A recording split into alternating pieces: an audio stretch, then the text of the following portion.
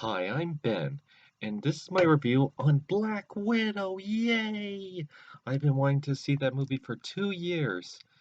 I've waited since 2019. It was gonna come out in May, then it was delayed. It was delayed to November, then it was gonna come out in November, but then it was delayed to June, then it was delayed to July, and now it finally come out. And I went and see it in my old theater, in my old town. For years, I just seen it like drive through or download online or just wait until it come out or watched on Netflix. But finally, I went back to my old theater. I haven't been there since I saw Call of the Wild, and that was back in February or March of 2020. Oh, before the world went to heck. What bothers me about COVID, among other things, is that this didn't just affect me here in Canada, but I live in Ontario, Canada, but I think it's okay to bring that up. But eh, this affected other places in the world, like in America, in Mexico, in India, England, all around the world.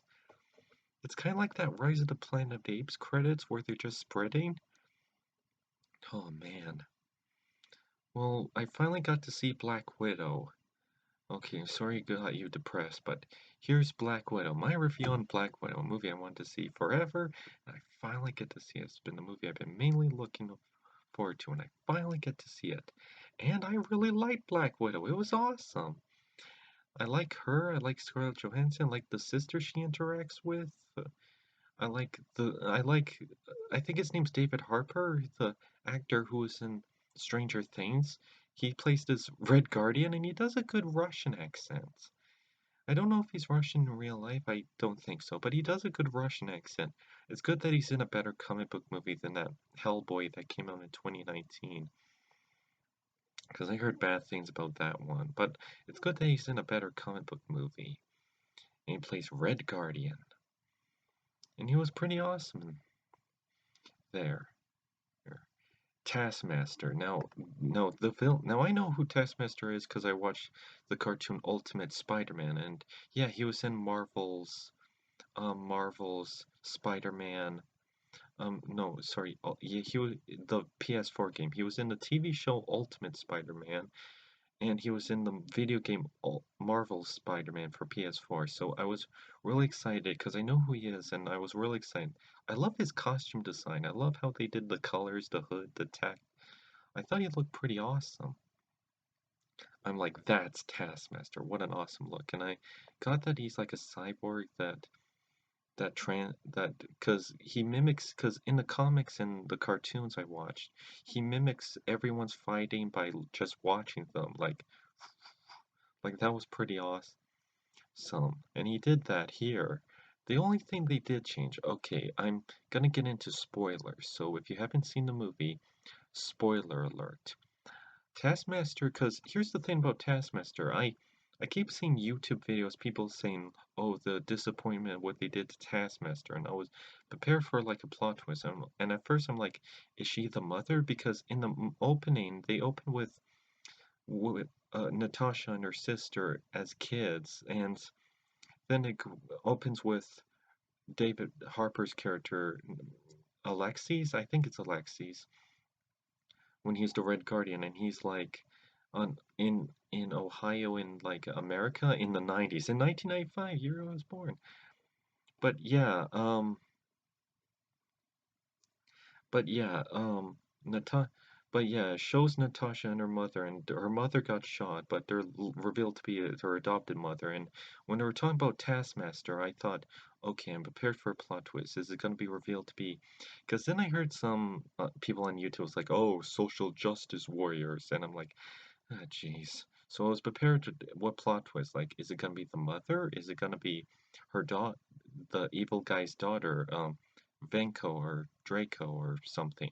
And it wasn't the mother because the mother was here and they interact, and so it wasn't her. But yeah, it was Draco's daughter. Yeah, Draco. Yeah, Taskmaster is Draco's daughter. In the comics, Taskmaster is a man, but I don't think they really reveal his identity or what's his real name or what does he look like. They didn't do that in the cartoons in Ultimate Spider-Man, and they didn't do that in other sources. So I guess I was a bit okay with this because they change a lot of things. It's better than the Mandarin plot twist. In the Mandarin, in Iron Man 3, the Mandarin was like, "My name is Trevor Slattery, the Mandarin, not real." Say what you want about what you think about this plot twist, like if it's not like not because of sexism, not because it's a woman, it's because they kind of changed Taskmaster a bit. Like he talks and he's like, "I'm Taskmaster and I'm scary looking." Here he's silent and yeah, so but yeah, there were like but yeah, say what you want about this Taskmaster, what they did. They at least had Taskmaster. Like, I like that they at least had Taskmaster. Oh, sorry if the coloring's a bit dark. Like, I see on my camera that I'm blue and sorry about that. But yeah, I like that they actually do have Taskmaster. Like, at least Taskmaster is in the movie, like, and he does the things. Like, he has his own shield, his arrows. Like, he's a copycat. So I like that he does the things he does like a copycat. Like, I really like the what he does. Like we at least have Taskmaster. It's not again not the Mandarin. My name is Trevor Slattery, the Mandarin, not real. And yes, I am very excited for Shang-Chi and the Legend of the Ten Rings. My only nitpick of how they're doing the Mandarin in that is that instead of the 10 rings being on his fingers, it's actually like bracelets that he moves around and whacks people. Judging by the trailers, I kind of like that it's just rings on his fingers. But anyways, Taskmaster, she, they, whatever you want to identify, Taskmaster was awesome. And yeah, I like seeing Widow's story and General Ross. Yeah, General Ross likes to find loopholes to be like, you're under arrest for this person. Unless he turns into Red Hulk, he's kind of like my least favorite character in the movie. It's just he's just so, but yeah, he's kind of supposed to be kind of an antagonist, so. But yeah, like the Widows and I don't know what else is there to talk about. Like Black Widow. Oh, it's 9 o'clock. Yeah. So yeah, I liked Black Widow's character. I like how she travels and tries to find and cleverly sneaks out. And and there were a lot of cool scenes, like how she disguised herself and the jacket. Like how does he get the jacket and because I saw a Lego piece of they're using the same jacket from Avengers Endgame, and I'm like, oh, so the jacket belonged to her sister. And yeah, that's how they did that, and it was a cool jacket. But anyways, it's weird that they did that. Like they need to explain the jacket, kind of like in Solo, a Star Wars story, where they need to explain how he get his gun or how they get those giants things, those things from on his ship, the little keychain things, the di dice bracelet things. I don't know. But anyways, the I really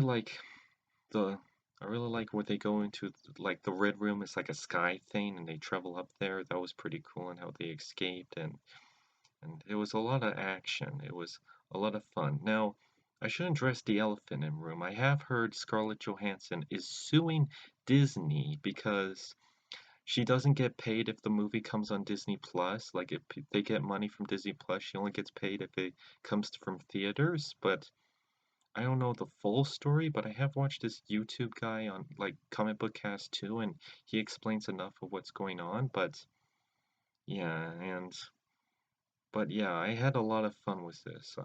I like the characters. I like David Harper and where he came to jail and he's like, yeah, and he escaped and that was pretty cool and the snow things.